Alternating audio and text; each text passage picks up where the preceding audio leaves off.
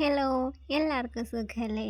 Christmas ഒക്കെ ഇങ്ങെത്താറായല്ലേ? എന്നാൽ നമുക്കേ ഇന്ന് കാർഡ്ബോർഡ് വെച്ചിട്ട് ഒരു പുൽക്കൂട് ഉണ്ടാക്കിയാലോ? അപ്പോൾ ഇത്തവണയെങ്കിലും സ്വന്തമായിട്ടൊരു പുൽക്കൂട് ഉണ്ടാക്കണം എന്നൊക്കെ വിചാരിക്കുന്ന കൂട്ടുകാർക്ക് ഈസി ആയിട്ട് ഇതുപോലൊരെണ്ണം ഉണ്ടാക്കാം. അപ്പോൾ നമ്മളിവിടെ 2 പീസ് കാർഡ്ബോർഡ് എടുത്തിട്ടുണ്ട്. ഒരു പീസ് ചെറുതും അതിനേക്കാൾ കുറച്ച് നീളത്തിൽ അടുത്ത പീസും എടുക്കാം കേട്ടോ. നീളം കൂടിയ പീസ് നമുക്ക് പുൽക്കൂടിൻ്റെ മുകൾ ഭാഗം സെറ്റ് ചെയ്തെടുക്കാനാണ്. ഇനി ഇതിന് 4 തൂണ് നമുക്ക് ആവശ്യമാണ്. അതിനായിട്ട് നമ്മൾ കാർഡ്ബോർഡ് ഇതുപോലെ റോൾ ചെയ്തിട്ട് ഒട്ടിച്ചു കൊടുക്കുകയാണേ.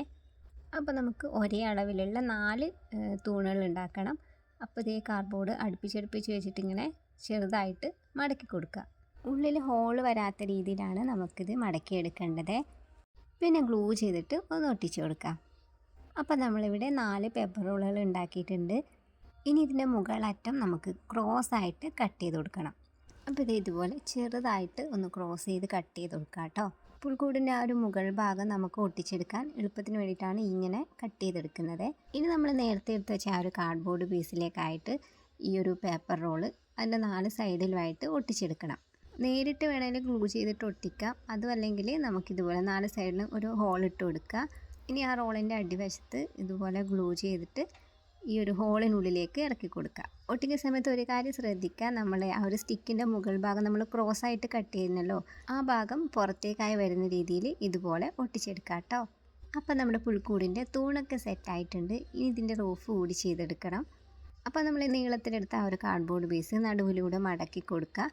അതിനുശേഷം നമുക്ക് ആ ഒരു തൂണിലേക്ക് ഒട്ടിച്ചു കൊടുക്കാം.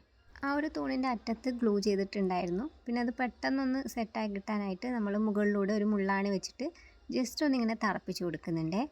അപ്പോൾ നമുക്ക് ഇതുപോലെ തന്നെ നമ്മുടെ പുൽക്കൂടിൻ്റെ 4 സൈഡും ഒന്ന് സെറ്റ് ചെയ്തെടുക്കാം കേട്ടോ. ഇനി ഇതിൻ്റെ താഴ്ഭാഗത്ത് അരികുവശമൊക്കെ ഒന്ന് സെറ്റ് ചെയ്തെടുക്കണം. അതിനായിട്ട് ഇതുപോലെയുള്ള കാർഡ്ബോർഡ് പീസ് എടുക്കുന്നതായിരിക്കും കുറച്ചുകൂടി നല്ലത്. പിന്നെ അതിൻ്റെ മുകൾ വശം നമ്മൾ ചെറുതായിട്ട് ഇതുപോലെയൊക്കെ ഒന്ന് കട്ട് ചെയ്ത് മാറ്റുന്നുണ്ട്. വിറക് കൊണ്ടൊക്കെ കെട്ടി വെച്ച ആ ഒരു തൊഴുത്തിൻ്റെ ലുക്ക് കിട്ടാൻ വേണ്ടിയിട്ടാണ് നമ്മളിതുപോലെ കട്ട് ചെയ്തെടുത്തിട്ടുള്ളത്. ഇനി ഇത് നമുക്ക് ആ ഒരു തൂണിൻ്റെ 3 സൈഡിലായിട്ട് ഒട്ടിച്ചു കൊടുക്കാം. അപ്പോൾ ഇത്രയേ ഉള്ളൂ, നമ്മുടെ പുൽക്കൂടിൻ്റെ താഴ്ഭാഗമൊക്കെ സെറ്റായിട്ടുണ്ട്. ഇനി ഇതിൻ്റെ മുകളിലായിട്ട് കുറച്ച് പണി കൂടി ബാക്കിയുണ്ട്. ഇനി നമുക്ക് അതുകൂടി ചെയ്യാം കേട്ടോ. അതിനായിട്ട് ഇത് നമ്മൾ ഈ കാർഡ്ബോർഡിൻ്റെ മുകൾ ഭാഗത്തുനിന്ന് പറിച്ചെടുത്ത കാർഡ്ബോർഡ് പീസാണ് ഇത്. ഇതുപോലെ ചെറുതായിട്ട് കട്ട് ചെയ്തെടുക്കുക. പിന്നെ അതിൽ നമുക്ക് ഈ ഒരു മേൽക്കൂരയ്ക്ക് മുകളിലേക്കായിട്ട് ഒട്ടിച്ചു കൊടുക്കാം. ഒരു പുല്ല് മേഞ്ഞ ആ ഒരു ഫീലൊക്കെ കിട്ടാൻ വേണ്ടിയിട്ടാണ്. അപ്പോൾ ഇതുപോലെ നമുക്ക് ഈ ഒരു മേൽക്കൂര കംപ്ലീറ്റ് ആയിട്ട് ഒട്ടിച്ചെടുക്കണം.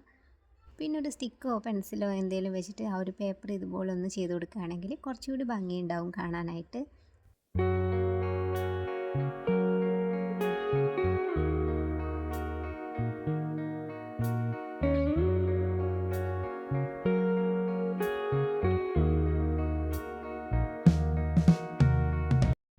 അപ്പോൾ ഇത്രയേ ഉള്ളൂ, നമ്മുടെ പുൽക്കൂടിൻ്റെ വർക്ക് ഏകദേശം കംപ്ലീറ്റ് ആയിട്ടുണ്ട്.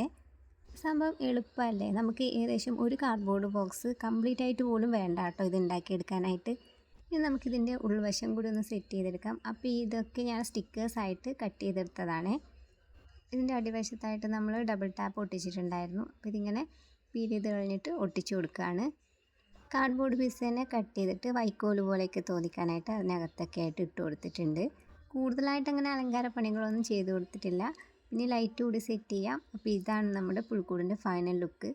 കൂടെ തന്നെ നമ്മളൊരു ക്രിസ്മസ് ട്രീ കൂടി വെച്ച് കൊടുത്തിട്ടുണ്ട്. ഇത് കുറേ നാൾ മുന്നേ ഞാൻ തുണി കൊണ്ട് ഉണ്ടാക്കിയെടുത്തതാണ് കേട്ടോ. അപ്പോൾ ഇതുപോലെ സിമ്പിളായിട്ടുള്ള പുൽക്കൂടൊക്കെ ഉണ്ടാക്കാൻ ആഗ്രഹിക്കുന്ന കൂട്ടുകാർക്ക് ഇതൊക്കെ നോക്കി വേണമെങ്കിൽ ട്രൈ ചെയ്യാം കേട്ടോ. അപ്പോൾ ഇത്രയേ ഉള്ളൂ നമ്മുടെ ഇന്നത്തെ വീഡിയോ. ഇഷ്ടപ്പെട്ടാണെങ്കിൽ ലൈക്ക് ചെയ്യുക, ഷെയർ ചെയ്യുക, ചാനലൊന്ന് സബ്സ്ക്രൈബ് ചെയ്തുകൂടി സപ്പോർട്ട് ചെയ്യുക കേട്ടോ. നിങ്ങളുടെ അഭിപ്രായങ്ങൾ കമൻറ്റ് ചെയ്യാനും കൂടി മറക്കല്ലേ. പുതിയൊരു വീഡിയോ ആയിട്ട് വീണ്ടും കാണാം. ബൈ.